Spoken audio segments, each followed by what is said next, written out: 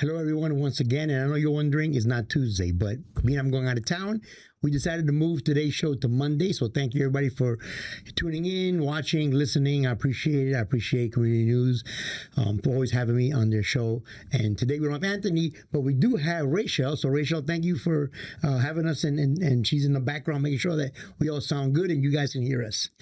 I hope everybody had a good 4th of July, a safe one. It was exciting. A lot of new spots opened up to watch the fireworks. So I was happy about that. Today we have Karen Baez-Wallis. Yes. Thank you for coming in. You are running for the Palmetto Bay mayorship. That's correct. That's correct. Thank you for having me. I appreciate it. Okay, so as we were discussing a minute ago, I found out certain things about you that I did not know. Like one, you're a registered nurse.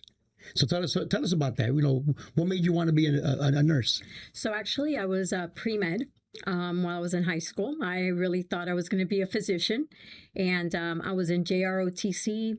I won the Medal of Veterans of Foreign Wars, and I actually had a scholarship to become a nurse, and I turned it down because I really wanted to be a physician. Graduated from Killian, started at FIU, pre-med the whole way, and my dad had a stroke. Oh, wow. And I saw that it was really the nurse at the bedside that was there, that was present, that, you know, not that the physicians, obviously they have their role, but I just fell in love with nursing. And I said, this is what I want to do. So I switched tracks and I became a nurse, and I graduated from nursing school in '96. So this is actually my 30th year as a nurse. Wow. I mean, congratulations. And that's so you're right. Nurses are the ones that are by the bedside. I know a couple of times that I've had to be in the hospital. You know, doctors come in and out, they diagnose and they move, but the ones that bring you the medicine, the ones that ask you if you're in pain, the ones that take care of you and everything else are the nurses. So thank you for all the nurses. You guys are tremendous. And I mean, I don't know what we do without the nurses, honestly. It's a beautiful career, and really, honestly, I've enjoyed every moment of it. It has allowed me so many different opportunities. And even to this day, when I counsel or I coach or mentor young nurses, male and female, right? Because now it's like a 50-50 split between men and women. I always tell them that the one thing that I love about my profession is the intimacy of it. And if you think about when people are at their worst or where they're having the hardest time, it's the nurse, right? That they reach for that hand. It's always the hope. And it's that intimacy that you have with that family that I really value. And I've enjoyed absolutely every second of it. I'm not going to imagine, you know, a quick tidbit. A few years back when I ran for a state, one of the things I wanted to do is I wanted to put a bill to allow nurses to be also classified as first responders, so they can get also the benefits as a first responder. That's one of the things that I wanted to do. I mean, nobody's picked it up. So anybody, any representatives out there, pick it up, go. They deserve it, and I don't see why not. They are actually all first responders if you think about it. But yeah, I agree. I think that'd be a great idea. And you know, if you look at nursing, even currently here within our local community, right? And even nationwide, I think right before we started taping, we talked about being on go teams. And there are surgical teams that even here locally, that the nurse would go out with a trauma surgeon to assist in an infield amputation. And there are instances in which nurses are present as first responders. First responders, excuse me. So I think that'd be a great idea. You know, I highly support that. Okay. Also, besides being a member of the National Disaster Medical System, which that's a lot of words, can you explain to us what is that? Yes. So when I was working through Ryder, this is in early 2000, I had an opportunity to become a member of IMCERT. So at that time, it was called the International Medical, Surgical, and Urban. It was a disaster relief team. So whenever something catastrophic would happen internationally, either hurricanes or the earthquake that happened in Haiti, or now this devastation that is, you know, has taken in Venezuela, we would get teams with our cash, and we would get deployed, and we would set up field hospitals, have nurses, ICU, ERs, go with surgeons, and just an absolute cache of a deployable team, so that we could set up field hospitals and be able to care acutely, be like kind of the initial boots on the ground.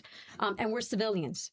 Right. So allowing us to have that training would also get deployable orders. So we would be protected under that with our employers and be able to be deployed for a minimum of 2 weeks. Okay.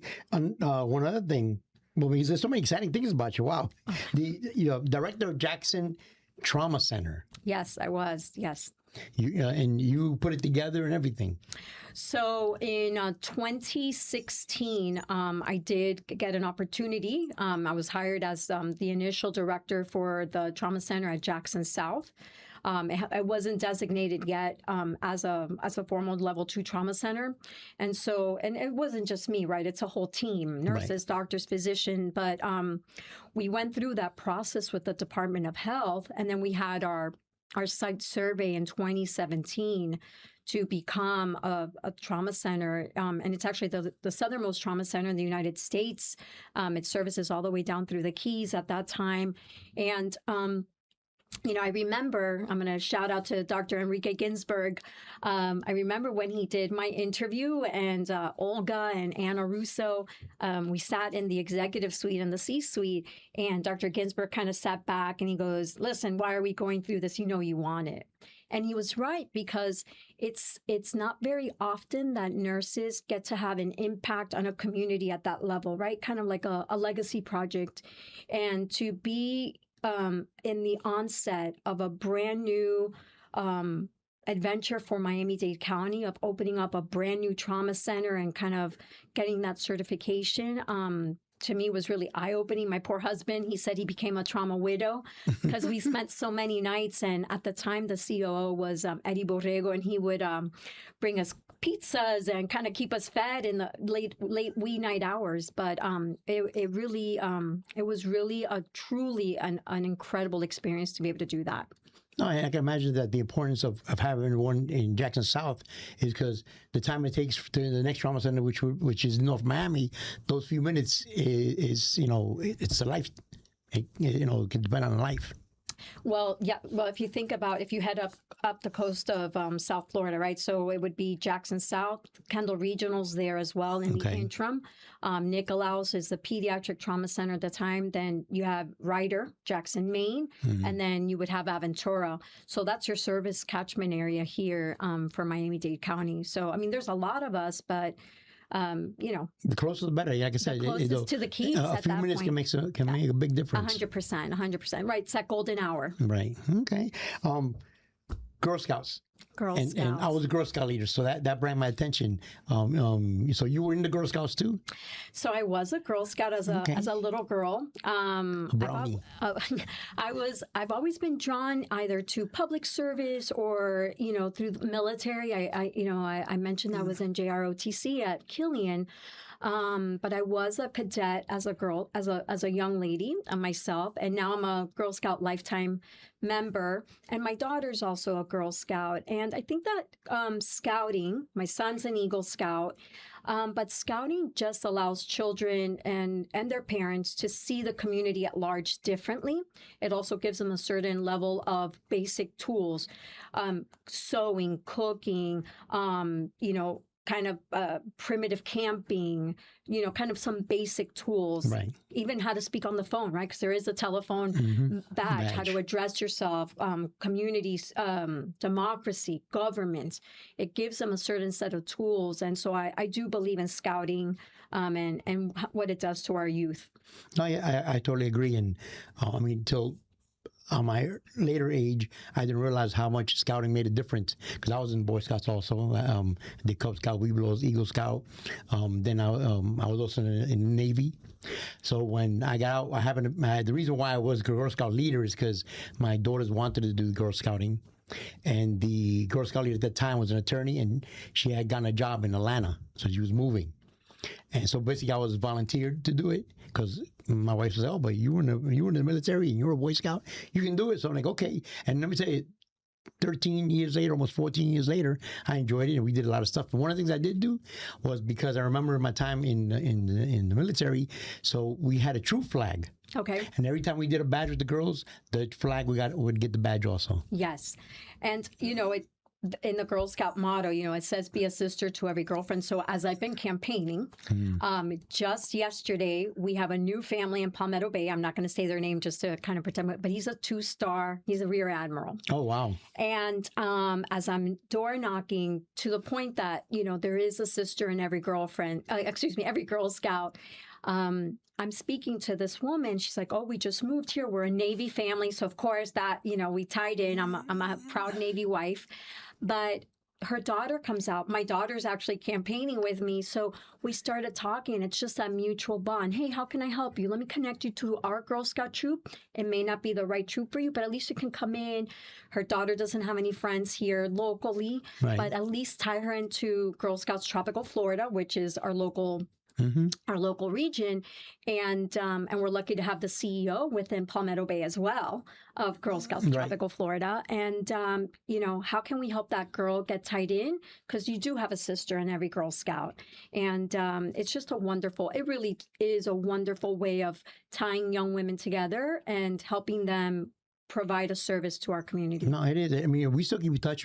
I've been to a couple of weddings from my girls. And we're talking about from brownies, actually daisies, brownies, and on up. Because over the time, things have changed some. But yeah, we still keep in touch with quite a few of them. So my daughter and I will be traveling within the next 2 weeks to D.C. because it's the national convention for the Girl Scout, and be able to go to Washington and see a little bit about the 250 and learn a little bit about our history. So it's a great place to have hosted the convention this year. That's good. My girls did ROTC too, by the way, at Braddock. Oh, okay. Navy ROTC. I did Army, so I was a color guard commander. Don't hold that against you. Yeah, don't hold that against me. I mean, we do bleed blue and gold at our house. So. Okay, all right. So, all this public service, because I mean, it's all public services. It's service to the people. Correct.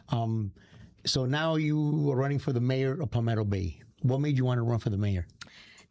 So looking at really, and I'm calling it not the applicants, but the people the candidates that were there before. And where do we want to see Palmetto Bay within 4 years or even 8 years from now? And I just really had a calling to run. I've already been serving our community during COVID. I had reached out to the mayor of Palmetto Bay. And COVID really, I took over as the director of the ER during COVID, and it allowed me to see that nurses really are not at the table for policymaking and legislation and advocacy.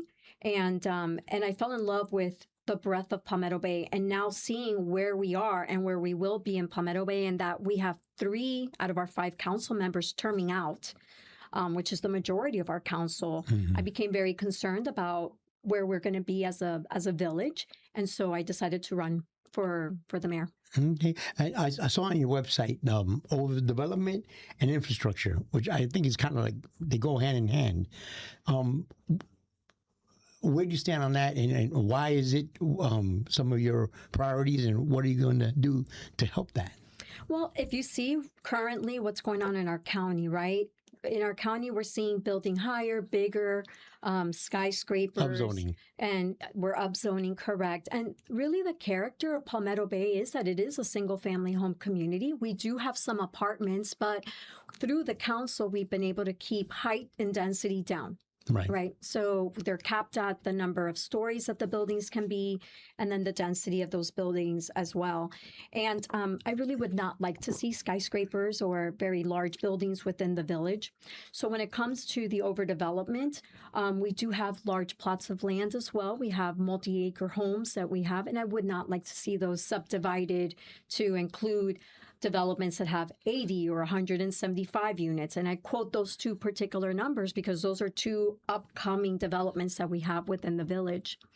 We also have substantial pieces of property. We have something known as the FPL property, which is located on 152 and 67. You're talking about 80 plus acres of pristine kind of waterfront property that what used to belong to FPL.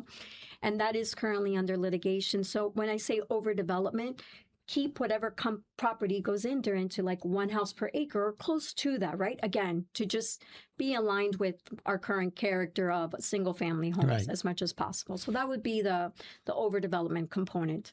Okay, and you talk about infrastructure. I mean, look, I'm an electrical contractor, and so I see where a lot of times they allow these big developments go on and not have the proper infrastructure by either weeding them out so they can give them benefits and stuff, and then later on the community pays from like the CCD tax bases that they form, which I'm totally against, by the way, everyone.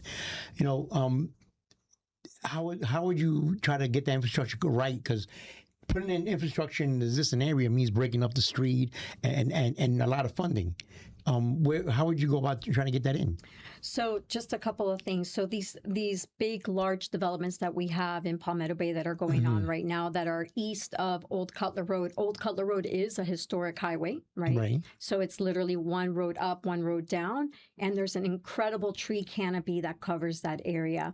So when you're constructing these very large developments near that, and the highways right now really are very populated with cars. It makes it almost impassable for some of the residents during certain times of the year and during certain times of the day. Those are the things that I believe we need to look at. We have some traffic circles that they've put in there. And, there's a lot of no right turns, no left turns, which makes it difficult for the residents of that area to even get into their own homes. Right. But there are things such as storm drainage that we don't have. One of the residents, I went out to his home. He gets water when there's a heavy acute downpour of water. He gets water up to his garage door because we just simply don't have the storm drainage. So I think also working with our commissioners that we have in the area that can provide county funding and county budgets to help us with these infrastructure is also going to be pivotal.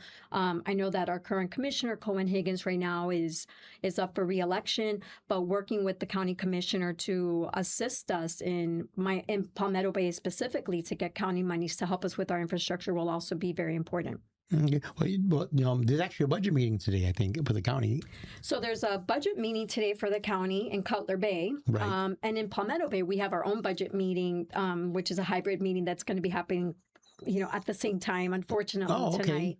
So a lot of budgets. It's budget season. So yes, it is. The importance of whatever budget gets voted in by the village now will affect the incoming council. Right. So, so I am very hyper aware of the decisions that they're making right now. That's good. We actually happen to have an audience today, which normally we don't have. So I'm excited that we do have 2 10th graders here as an audience. And I've talked to a lot of candidates, a lot of elected officials, but one thing I've never had, and it hasn't dawned on me till right now, is a question that would affect them coming up, because we talk about infrastructure, which doesn't affect them because, they're young and they're not driving yet. But I'm curious, do any of you two have a question that you think might affect you later on, or that you want to say but never get the chance to say it? No. None at all? School, something better for schools? Not really. Nothing? Okay. So, Karen, if I may, you have anything that you might want to add that maybe would affect them? So absolutely. I think that we have a responsibility to kind of protect green spaces and be good stewards of our environment for our youth, right? And we do have some ecological sensitive areas within the village. We have some pine rockland that we really need to preserve. We also have, I just saw the other day on our village's Facebook, we have a terrapin turtle that just, hatched, and we had some hatchlings. And so we have mangroves that help with our CRS score and our windstorm premiums that we all are paying. So I think that for our youth, infrastructure is important. Our roads are important too, but really, how are we being good stewards of our environment, our mitigation strategies, protecting our mangroves, and what are we leaving for them for tomorrow? I think we really need to protect our green spaces. Our Everglades obviously are incredibly important. I do enjoy our primitive campground with the Girl Scouts and Kamahachi and Camp Mahachi and even Camp Sawyer for the Boy Scouts down in the Keys, or the Scouting America, excuse me. They've had a name change, but hard, old habits are hard to break. But it is important to be stewards of these green spaces and protect them and make sure that they're being preserved and protected and adequately cared for so that they can continue to flourish with their flora and fauna that they have there. So, that's one of the things that I do have on my campaign is really being good stewards of our environment and what we're going to leave our children. Both of my kids have done their projects. So my son's Eagle Scout project is still in front of Jackson South, and it was called Windows to Recovery, and it was reestablishing a habitat for the Florida swallowtail butterfly. And my daughter's, I don't know what she's going to do for her silver, but I'm hoping that it's going to have some environmental impact as well.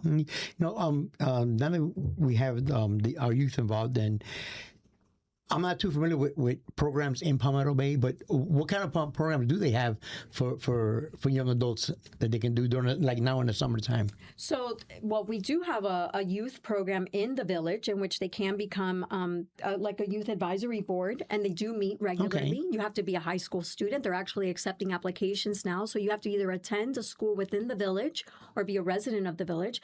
But I believe that that's just a wonderful program to get students involved, get youth involved, get their perspective. I mean, they see things right very differently than we do, and everybody has a seat at the table, which is incredibly important to hear their input, because they may come up with some incredible suggestions and ideas and outside the box thinking, right? Very creative thinking, and it is going to impact them. So to have some skin in the game, I think it's great to have youth involved. It is. And they do have Mayor for the Day too. Oh, that's awesome, man! And that's why it kind of dawned on me to ask that question, because even us as adults, like you said, all habits are hard to break. We talk about everything that's going on right now and what we want to do, but really the ones that get affected at the end is our children, the next generation that's coming up. Correct. And if you think about it, we're like parents in that sense, that we get elected to do a job, but we're like the parents, because we got to make sure that we leave it correct for the next generation, which is our children. That's the same thing we do with our own families. As a mother and a father, we make things better for our kids, so they don't have that hardship growing up. So kind of the same thing that I see. I just had an opportunity to teach the democracy badge for the Girl Scouts. Okay. And I gave them each a little project that they were pitching, their little campaign. One of them had a dog park, the other one had a butterfly garden, a library. And even though it didn't come from them, the fact that they were so involved in trying to make sure that their fellow Girl Scouts voted for their project, you should have seen the level of originality and creating their pitch as to why it would be good to have a dog park or why it would be good to have a butterfly garden. And the importance to that is, once they get involved, they see the importance to advocate for their area, because they do have now what I usually say skin in the game. They're involved. No, yeah, and I've noticed that a lot, that a lot of the youth is getting involved, because they're, like you said, they see things differently now. They do. And being that you have social media, everything's out there, and it's kind of hard to get away from the ads of everything that's going on. So it's important, and I'm glad. All my kids have always been involved. My grandson is a great campaigner. He's been involved for a while, and he's always talking about politics, believe it or not, and he's 12, so he's very involved in it. But yeah, so you win. Now you're the mayor of Palmetto Bay. What's going to be your first action?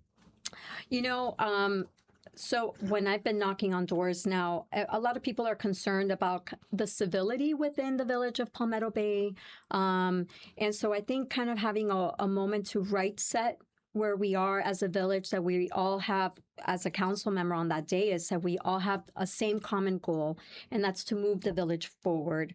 So I really would like to make sure that myself and the fellow council members, that we kind of right set our tempo and where we're at. We really do need to look at the budget. As you know, in November 3rd, we have a very important amendment, or that's going to be on our ballot, which is a homestead exemption, and how that's going to impact our village. For me, public safety has to come number one. We have 50 police officers within the village. We have also, we're known as the Village of Parks. How do we make sure that our parks and recreations are sustainable and we keep providing that level of service? So making sure that we partner with the manager. So really looking at our budget that the village council currently will adopt and bring in, and making sure that we can kind of move forward with our agenda items so that we can continue the level of services. So that's really the one thing that I would like to look at. Okay. But and this concerns me a lot, because now you bring that up, we have a budget now, like budget hearings right now, to try to adopt a budget. Most municipalities are going to be adopting the budget before the November 3rd election. Whether this resolution passes or not, I mean, well, if it passes, that's going to affect a lot of the budgets that have already been approved. How would you how are you going to assimilate that? You know, if you're elected into you know, bridging that gap that you're going to lose immediately, you know, in your budget. Do you have any ideas? Well, I do. Yes. So I know that our village manager is currently forecasting what may be the impact for 2027, right? So this is going to be a staggered implementation of the homestead exemption, right? So it's going to be 150 by 2027, and then the full 250 by 2028. So it's going to give us an opportunity to see where we're at. Mm-hmm. We also do midterm or mid-year budget reanalysis from the council. They are discussing whether or not the millage will stay the same or be increased. That's going to be a part of the discussion now that they're going to be having tonight. So I do have faith that our current council will work in conjunction with our village manager to make sure that the budget that they're assessing or that they're currently implementing will set us up for success and not necessarily failure, and making sure that basic services and public safety are going to be protected for the Village of Palmetto Bay.